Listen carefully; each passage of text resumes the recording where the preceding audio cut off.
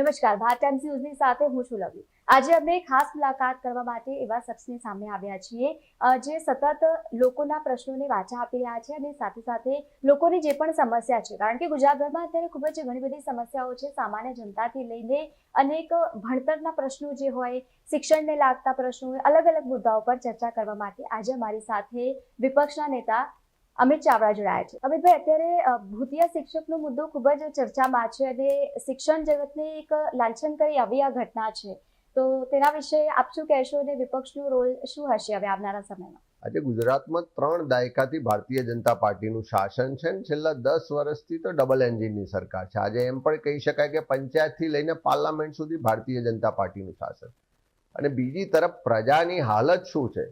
એક બાજુ નકલી કચેરીઓ પકડાય છે, નકલી ટોલ નાકા પકડાય, નકલી અધિકારીઓ પકડાય છે, અને હવે ભૂતિયા શિક્ષકો હોય કે બીજી બાજુ લોકો, પ્રજા જે સામાન્ય છે, મોંઘવારીથી ત્રસ્ત છે, શિક્ષણ મોંઘું થયું છે, મોંઘું શિક્ષણ લીધા પછી યુવાનો આજે રોજગાર માટે સંઘર્ષ કરી રહ્યા છે, પરીક્ષાઓમાં જે યુવાનોનો વિશ્વાસ ઉઠી ગયો છે, પેપરો વારંવાર ફૂટે છે, અને ભ્રષ્ટાચાર તો જાણે આ સરકારમાં શિષ્ટાચાર બની ગયો હોય એવી સ્થિતિનું નિર્માણ છે।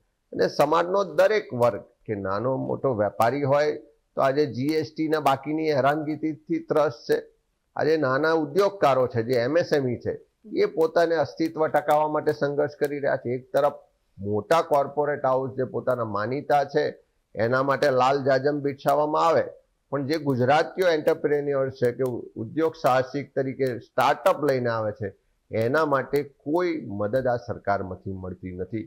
અને ખેડૂતોની હાલત તો આપણે બધા જાણીએ છીએ કે આજે ઉત્પાદનનો ખર્ચ વધી ગયો અને એના પ્રમાણમાં એને ઉત્પાદનના પૂરતા બજાર ભાવ નથી મળતા। એટલે ચારે તરફ ગુજરાતમાં બધા જ લોકો આજે તકલીફમાં છે, અને એમની તકલીફ, એમની દર્દ, એમની વ્યથા સાંભળવા વાળું કોઈ ગુજરાતમાં આજે સરકારમાં નથી, એવો અહેસાસ આજે ગુજરાતીઓને થઈ રહ્યો છે।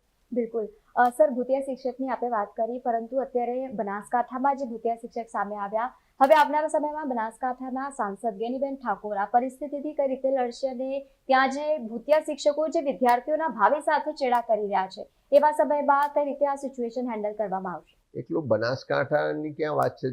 બનાસકાંઠાનો એક બનાવ સામે આવ્યા પછી ધીમે ધીમે આજે ગુજરાતમાં જેમ જેમ બહાર આવી રહ્યા છે, અનેક લોકો ભૂતિયા શિક્ષક તરીકે હોવાનું આજે બહાર આવી રહ્યું છે, અને 1-2 વર્ષથી નહીં, વર્ષોથી આવા ભૂતિયા શિક્ષકો પગાર પણ લે છે અને બીજી બાજુ બાળકોના ભવિષ્ય સાથે પણ ચેડા થઈ રહ્યા છે। એનો સ્પષ્ટ મતલબ છે કે સરકારમાં બેઠેલા લોકોની મિલીભગતથી જ આ ખોટું થાય છે। એ નકલી કચેરીઓ ચાલતી હોય કે દાહોદમાં હમણાં નકલી જમીનના એના ઓર્ડરો કરવામાં આવ્યા, કે મુલસાણાનું જમીન પ્રકરણ હોય તો આખી જ ખોટી પ્રક્રિયાઓ કરીને મુઠ્ઠીભર લોકોને લાભ કરાવવામાં આવી રહ્યો, પેપરો ફૂટી રહ્યા છે, કે જે રીતનું આખું આજે ગુજરાતમાં નેટવર્ક ચાલી રહ્યું છે એની પાછળ સરકારમાં બેઠેલા લોકોની મિલીભગત જવાબદાર છે।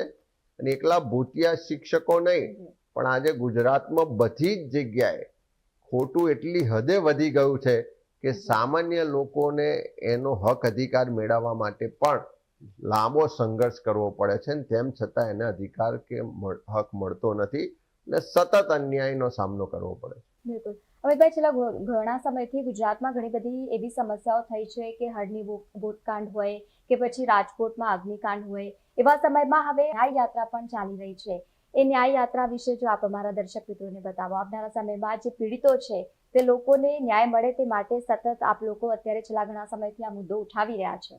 ગુજરાતમાં પ્રજાએ વારંવાર ભારતીય જનતા પાર્ટીની સરકારને બહુમતી અપાઈ છે, સત્તાનું સુકાન સોંપ્યું છે, અને સતત એવા બનાવો બની રહ્યા છે કે જેનાથી પ્રજાને આજે અન્યાય થઈ રહ્યો છે। આજે રાજકોટનો ટીઆરપી જે ગેમ ઝોન છે એનો અગ્નિકાંડનો બનાવ એક આંખ ઉઘાડવા વાળો બનાવ બન્યો, અને એ પહેલા પણ જે બનાવો બન્યા, એ સુરતમાં તક્ષશિલા કાંડનો ટ્યુશન ક્લાસીસનો બનાવ આપણે બધા જાણીએ છીએ કે માસૂમ બાળકો જીવ બચાવવા માટે ઉપરથી જે રીતે સંઘર્ષ કરીને કૂદી રહ્યા હતા, અનેક બાળકોએ જીવ ગુમાવ્યા। એવો જ બનાવ મને કે વડોદરામાં હરણીમાં બોટ દુર્ઘટના થઈ કે માસૂમ બાળકો સરકારમાં બેઠેલા લોકોની ભ્રષ્ટાચાર ને મિલીભગતને કારણે એ હોળી દુર્ઘટનામાં પણ માસૂમ બાળકોએ જીવ ગુમાવ્યા। મોરબીનો બ્રિજ તૂટ્યો, 135 કરતાં વધારે લોકોના જીવ ગયા। રાજકોટમાં ગેમ ઝોનમાં પણ 27 કરતાં વધારે લોકોએ જીવ ગુમાવ્યા। આવા અનેક બનાવ આખા ગુજરાતમાં સતત બનતા આવે અને આ બધાની પાછળનો જો તમે ઊંડો અભ્યાસ કરશો તો એકમાત્ર કારણ છે કે સરકારની મિલીભગત, સરકારી અધિકારીઓ અને નેતાઓનો ભ્રષ્ટાચાર અને પોતાના મળતિયાઓને લાભ કરાવવા માટે તમામ નીતિ નિયમો કાયદાને કોરણે મૂકીને જે સત્તા ને વહીવટ ચાલે છે એના કારણે આવા બનાવો બન્યા. અને એટલા જ માટે આ પરિવારો ન્યાય માટે, એની સહાય માટે, દોષિતોને સજા થાય એના માટે સતત રજૂઆતો કરતા આવ્યા, લડતા આવ્યા, આંદોલન કર્યા, પણ એમની વાત સંભળાતી નથી.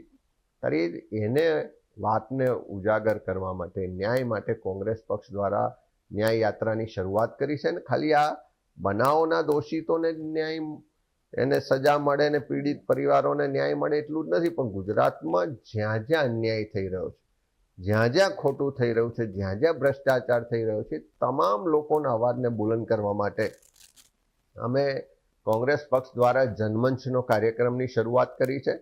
દરેક તાલુકા મથકે અમે જઈએ છીએ. નેતાઓ ભાષણ કરે એવું નહીં, પણ પ્રજા મંચ પર આવીને પોતાની તકલીફો રજૂ કરે, પોતાનું દર્દ રજૂ કરી શકે, ભ્રષ્ટાચાર કે ગેરવહીવટ છે એને ઉજાગર કરી શકે ને એને કોઈનો ડર ના લાગે, એવી રીતે કોંગ્રેસ જનતાને મંચ આપી રહી છે. એટલે આ જનતાનો મંચ એટલે કોંગ્રેસનો જનમંચનો કાર્યક્રમ છે. અને એ મંચ પરથી જે પ્રશ્નો આવે છે, જે ફરિયાદો આવે છે, એને અમે ઉજાગર પણ કરીએ છીએ, એને લેખિતમાં પણ સરકારમાં મોકલીએ છીએ, અને જરૂર પડે તો વિધાનસભા કે સંસદ સુધી પણ આ મુદ્દાઓને લઈ જઈને લોકોને ન્યાય મળે એવો પ્રયત્ન કરીએ છીએ. એટલે એક બાજુ ન્યાય યાત્રાથી લોકોના મુદ્દાઓને ઉપાડીએ છીએ, ને બીજી બાજુ જનમંચના કાર્યક્રમથી પણ લોકોના અવાજને જનસભાથી લઈને વિધાનસભા સુધી બુલંદ કરીએ. બિલકુલ. અને જે આપ જનમંચની વાત કરીએ, બનાસકાંઠા જિલ્લાના ધાનેરા તાલુકા સુધી આપ પહોંચ્યા હતા અને એ સમયે લોકોના પ્રશ્નોને વાચા આપ્યા હતા, કારણ કે રોડ રસ્તાની પણ ત્યાં પરિસ્થિતિ હતી. હવે અમારો છેલ્લો પ્રશ્ન અમિતભાઈ, કે અત્યારના સમયમાં છેલ્લા ઘણા સમયથી જે પડતર પ્રશ્નોને લઈને બહેનો હોય કે પછી સાથે જ વિદ્યાર્થીઓ હોય, કારણ કે જૂની સહાયક યોજના, જ્ઞાન સહાયક યોજના, વિદ્યાર્થીઓ છેલ્લા ઘણા સમયથી પરીક્ષાને લઈને ખાસ કરીને હેરાન પરેશાન જોવા મળ્યા. પછી કાર્યાલયમાં જે આશા વર્કર બહેનો છે એ પણ પોતાના પડતર પ્રશ્નોને લઈને રજૂઆતો કરીને થાકી ચૂકી છે. એવા સમયમાં વિપક્ષ હવે એવી રીતે સતત આગળ આવીને એ પ્રશ્નોને વાચા કરીને શું ન્યાય અપાવી શકશે? ગુજરાતમાં મેં કીધું એમ એક પણ વર્ગ આજે સરકારથી ખુશ નથી. બહુ અપેક્ષાઓ સાથે, બહુ આશાઓ સાથે, બહુ સ્વપ્ન સાથે સરકારને મત આપ્યા. અને ગત ચૂંટણીમાં તો આપણે જોયું કે 156ની બહુમતી આપી. અને એ પહેલા પણ જે આંદોલન ચાલતા હતા કે આશા વર્કર બહેનો હોય, આંગણવાડીની બહેનો હોય, પોતાના પૂરતા પગારને સુવિધાઓ માટે આંદોલન કરતા હતા. શિક્ષકો અને અન્ય કર્મચારીઓ છે, જૂની પેન્શન યોજના માટે લડાઈ લડતા હતા. બધા જ વર્ગના લોકો આંદોલન કરતા હતા. અને એ વખતે સરકારે એમને જે વચનો આપ્યા હતા, જે વાયદા કર્યા હતા, એમનું એક પણ વાયદો, વચન સરકાર બન્યા પછી નથી પૂરો કરવામાં આવ્યો. આજે પણ બધા જ લોકો છેતરાયા હોવાનું મહેસૂસ કરે છે. બધા જ વર્ગના લોકો હેરાન પરેશાન છે. એવા સંજોગોમાં જ્યારે વિધાનસભાનું સત્ર મળશે ત્યારે પણ આ બધા જ વર્ગનો અવાજને વિધાનસભામાં બુલંદ કરીશું.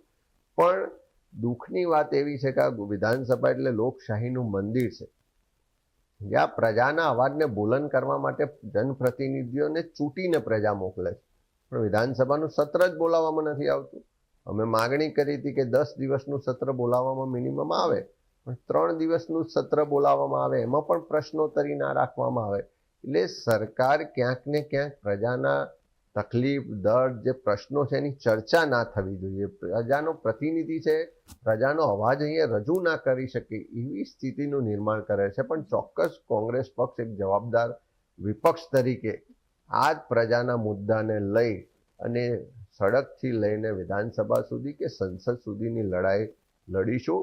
રસ્તા પર ઉતરીને પણ પ્રજાના ન્યાય અધિકાર માટે લડીશું. ને જ્યારે વિધાનસભા અને લોકસભામાં પણ તક આવશે ત્યારે અમારા પ્રતિનિધિઓ ત્યાં પણ એ જનતાના અવાજને બુલંદ કરશે. ને જે રીતે આજે દેશમાં પ્રવાહ બદલાઈ રહ્યો છે, જે દેશમાં જોઈએ છે કે એક વ્યક્તિને એટલું અભિમાન આવ્યું કે મારી ગેરંટી, એક વ્યક્તિની ગેરંટી, એવો પ્રચાર પ્રસારનો માહોલ ઊભો કરવામાં આવ્યો. પણ દેશે એક વ્યક્તિની ગેરંટીને નકારી કાઢી છે, ભારતીય જનતા પાર્ટીને નકારી કાઢી છે. દેશમાં જે પરિવર્તન હવે થઈ રહ્યું છે, આખો પ્રવાહ બદલાઈ રહ્યો છે, એમાં ગુજરાત પણ જોડાશે અને તમે જોશો તો આવનારા દિવસોમાં ગુજરાતમાં પણ પરિવર્તન થશે. બિલકુલ બિલકુલ અમિતભાઈ ચાવડા, આપ અમારી સાથે જોડાયા અને સમગ્ર મુદ્દે ચર્ચા કરી તે બદલ આપનો ખૂબ ખૂબ આભાર. Thank you. તો તમે પણ દર્શક મિત્રો, જે રીતે અત્યારે અમારી સાથે જોડાયા હતા વિપક્ષના નેતા અમિતભાઈ ચાવડા, તેમને અમને શુભેચ્છાઓ પણ પાઠવી, કારણ કે અમારી ચેનલ આવી રહી છે અને સાથે જ તમામ જે ગુજરાતના પ્રશ્નો છે, જે વ્યક્તિઓના પ્રશ્નો છે, તે પ્રશ્નોને લઈને અમારી સાથે ચર્ચા પણ કરી. ફરી મળીશું એક એવા જ વ્યક્તિત્વ સાથે. ત્યાં સુધી જોતા રહો ભારત ટાઈમ્સ ન્યૂઝ.